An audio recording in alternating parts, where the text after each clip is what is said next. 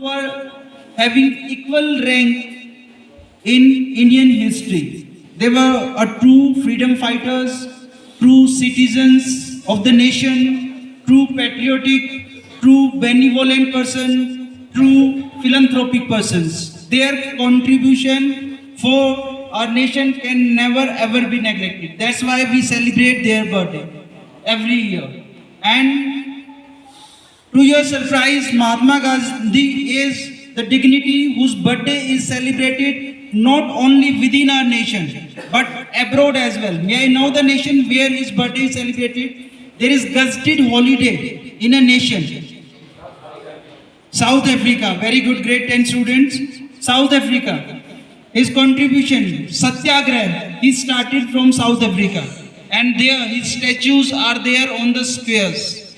He is being worshipped there. Such a big personality he had been. He sacrificed his entire life for the sake of the nation.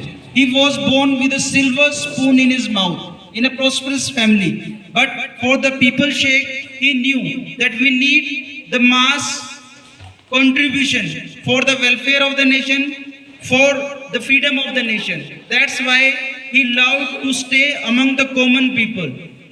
He himself treated the patients who suffered from leprosy. Usually even family members, they neglect their family members, they don't touch them.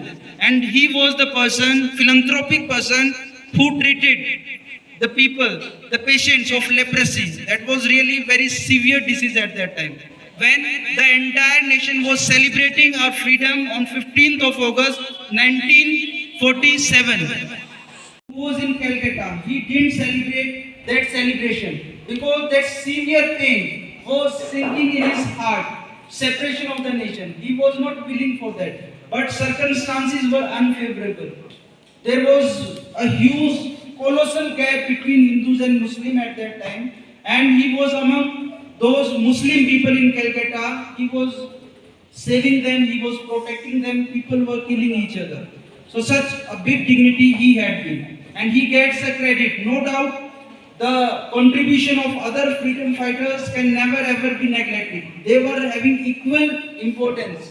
But Gandhiji's contribution is definitely very crucial, very important.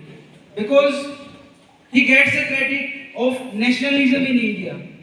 Champaran, Kheda, Ahmedabad Mill. After that, yes, non-cooperation movement, civil disobedience movement, and Quit India movement. These were some movements which united the people, which gathered the people and infused the sparkle of nationalism among them. Earlier, what was the tradition? That some selected politicians, leaders, they were having meetings only, 200, 300 maximum people. Common people were not aware about the nation. But he went door to door, he inspired the people, he encouraged the people to give their contribution. Due to that, the ladies, students, and all professional people, they came in this fight of freedom. So such a big dignity he had been.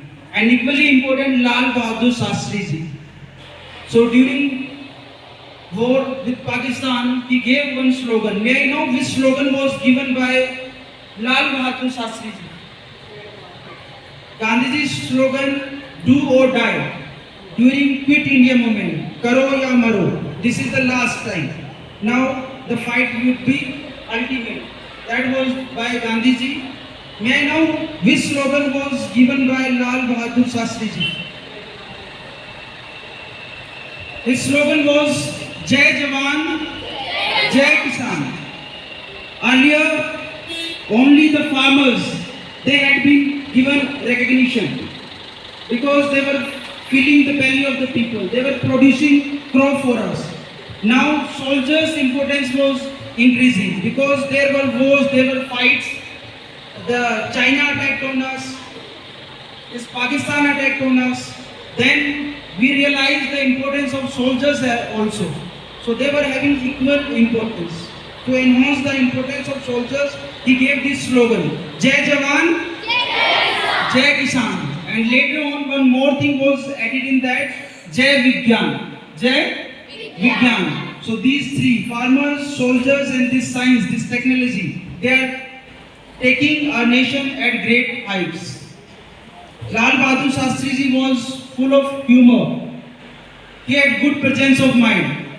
Once he had been there in a party, so Nehruji, he used to make fun of him sometimes due to his height.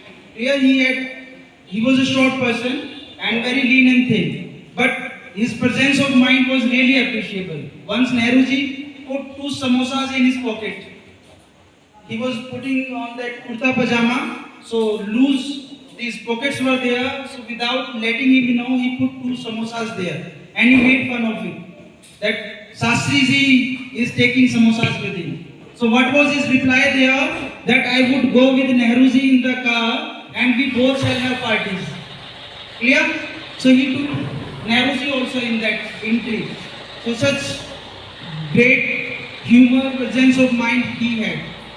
And once a Britisher poked fun at him that he was very small, he was very lean and thin. What was his reply there? I always talk with the people keeping my neck and eyes up. Clear? I never keep it down. My head is always held high. I look into the eyes, keep my head up. And people have to keep their neck down before me to talk to me.